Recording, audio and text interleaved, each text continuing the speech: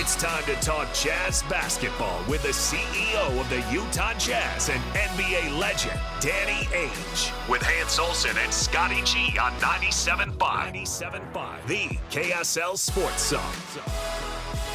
Danny Ainge kind enough to join us for his weekly conversation right here on 97.5, the KSL Sports Zone. Danny, first off, happy holidays. We're going to be off next week, but hope everything's going well with you and the family. I'm sure there's little time to really sit back and enjoy it. You're probably watching a lot of college hoops right now.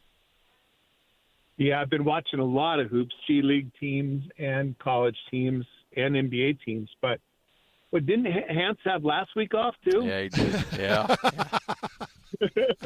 Hey, Danny, how's everything? How do you get that job? Oh, man. I was not expecting this.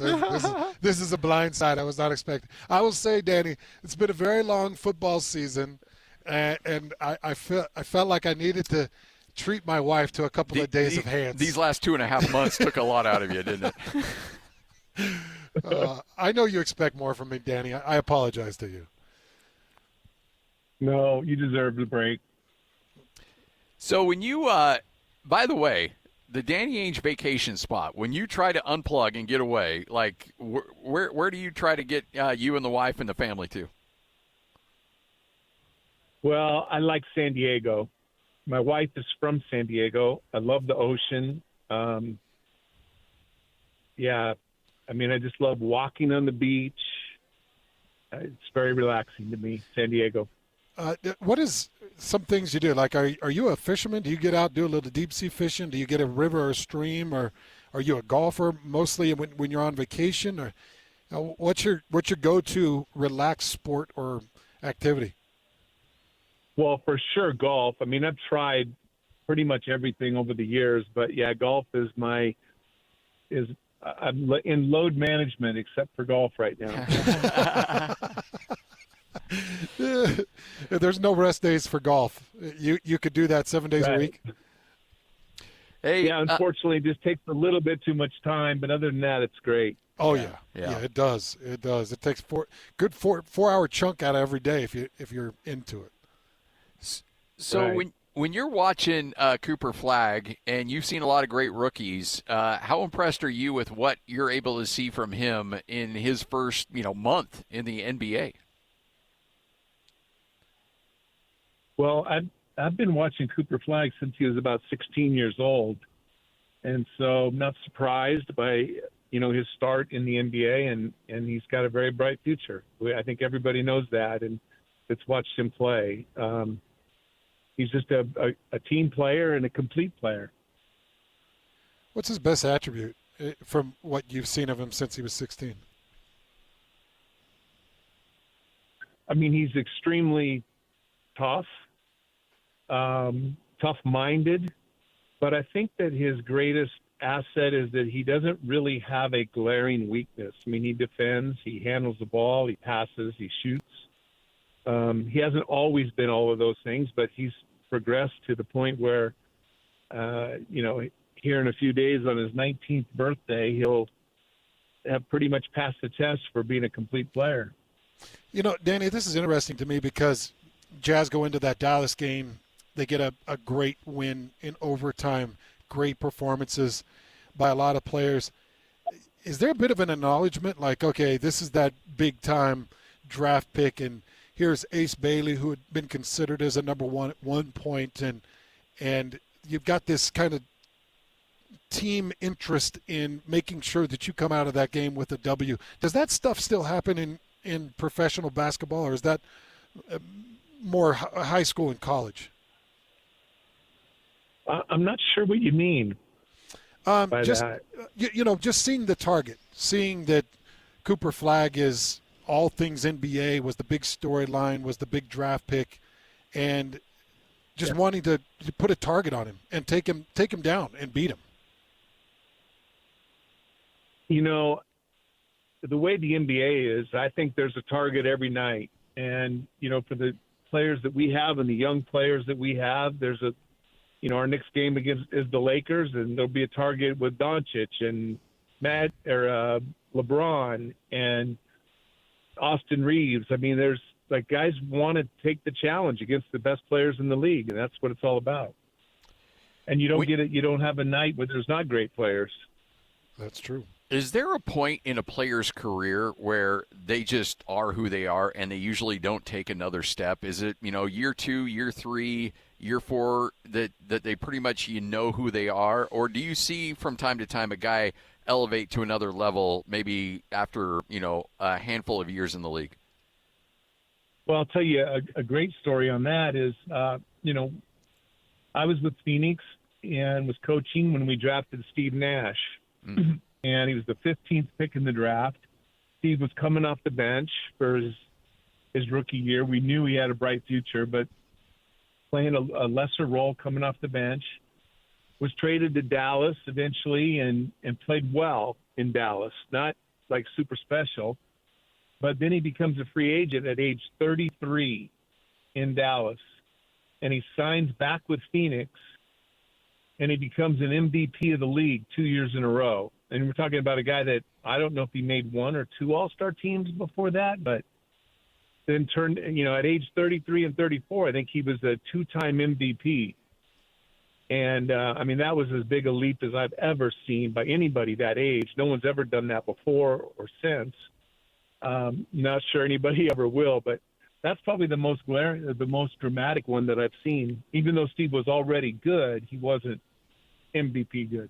Man, there's got to be such a fine balance for you, Danny, and for anybody that's associated with an organization of, okay, we got to give them time and resources. For instance, I'm watching Taylor Hendricks, and he has just an unfortunate injury at a very unfortunate time. I just know in a professional career, that second year, it's just so critical.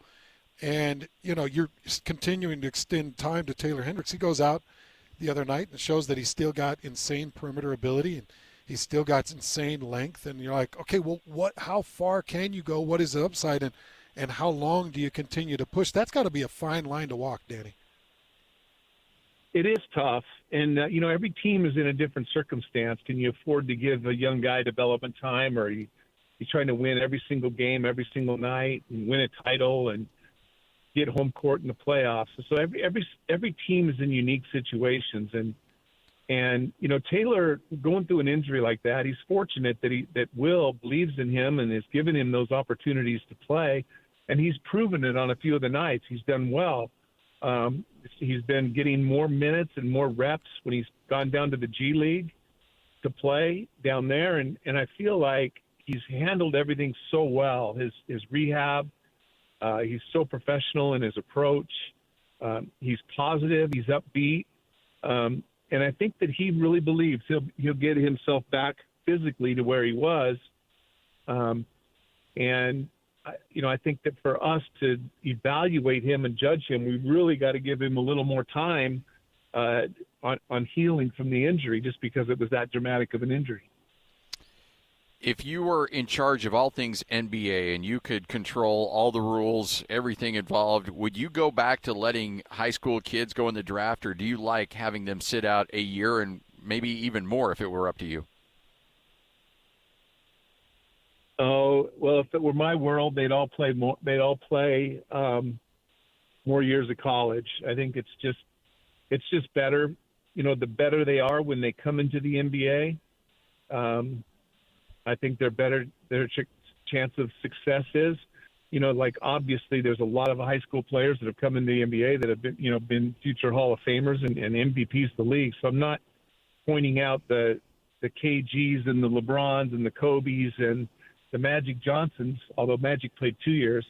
I just think that, the guys that they physically need to get there to play in the NBA, and mentally and emotionally. And I think that everybody is just in a rush in the world that we live in. Everyone's in a rush to get to that free agent money. And the sooner they come into the NBA, it starts their clock sooner. And I don't think that the preparation is given as much consideration as it needs to. You look at some of these older guys like Walter Clayton that spent a couple of years, and Scotty and I have seen a couple come through. Was it Wes Matthews? Was he 4 years in college and came through, did some incredible things. We've seen some come through. Do you try to spot those in the draft a little bit, Danny, and maybe say, okay, I like that age. I like that kind of that veteran attitude, or do you just have to purely spot talent? Yeah, I think there's an attractiveness of both. There's an attractiveness of 19-year-olds with, big upsides and some growing pains, and there's attractiveness to a 22-year-old ready to go today.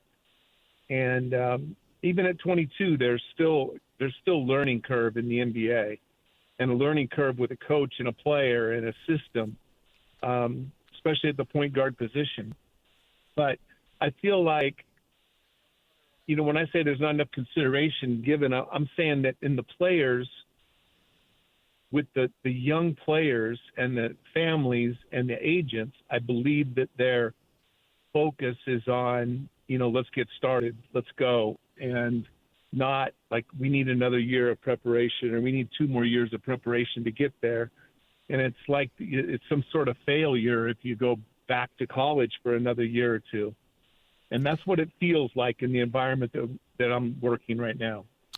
Yeah, it almost feels like it's a knock on a kid if he stays for his junior and senior year. Like, well, what's wrong with him? Because if he could have gone, he would have gone. And to a certain extent, maybe this new world of NIL where kids are compensated and some at a very high level is going to help break that stereotype, because there are kids out there like, well, I can try to go in the draft and be a late first rounder or maybe a second rounder, or I can stay in college and make a whole heck of a lot more money for another year in college. So maybe that's helpful in a way in allowing kids and not forcing them, but encouraging them to stay in college a little bit longer. Yeah, so I think you're right, Scotty. I think that, but those guys are the guys that aren't going to be paid a lot in the NBA. Those are guys that are kind of on the bubble. Are they going to be a second-round draft pick? Are they going to be not drafted and try to make it into the NBA the hard way? That the top-notch players are all coming out if they're going to get drafted in the top. Usually, we get phone calls around draft time, or if we get drafted in the first round, we'll stay. Otherwise, we're going back to school. We get that. That's pretty common. But even we'll get, if he's drafted in the top 10, he'll come out of the draft, but if he doesn't, then he'll go back to college, because players have that freedom. And so they try to pressure us into making those kind of decisions as well, which I don't think it has much impact on what we're going to do as it has on their futures. But it just feels like that there's a knock on a kid that has to go back to, to school for his 3rd and 4th year. And there just shouldn't be at all. There's so many great players. I mean, Tim Duncan stands out to me as a guy that played 4 years. He could have come out earlier, and he stayed, and he was ready to go on day one. He was a ready-made player, but he probably was ready-made earlier too. So some guys just like the college world more, and that was before college players were getting paid. Well, Danny, we're kind of in an interesting situation now. Utah Jazz playing extremely well, going 4-2 in the last 6, and if the NBA season were to end today, the Utah Jazz would be playing in a play-in tournament and an opportunity to be in the postseason. Just where they stand right now, and we're 24 to 26 games through an NBA season. With where the Jazz stand right now, is it just full pedal to the metal for you, and are you enjoying what you're seeing from this team in this 6 or 7 game stretch? Yeah, I mean, it's fun watching our young players develop. It's fun watching Lowry improve, like right before our eyes. He's I don't think people know this because we look at numbers so much, but, I mean, he's so much better than he's been ever in his career. So there's another guy that we have, not Steve Nash-like. He's not an MVP candidate right now, but you can see how much better he is all around and competitively and just complete at this stage of his career. And, watching Keontae grow and develop but all the guys, I could go down the list and just see them slowly developing, putting the time in and the work. And it's been fun to watch. Well, Danny, we appreciate it as always. Great conversation, great insight. Enjoy your holidays next week, and we look forward to catching up with you here in a couple of weeks. Merry Christmas, Danny.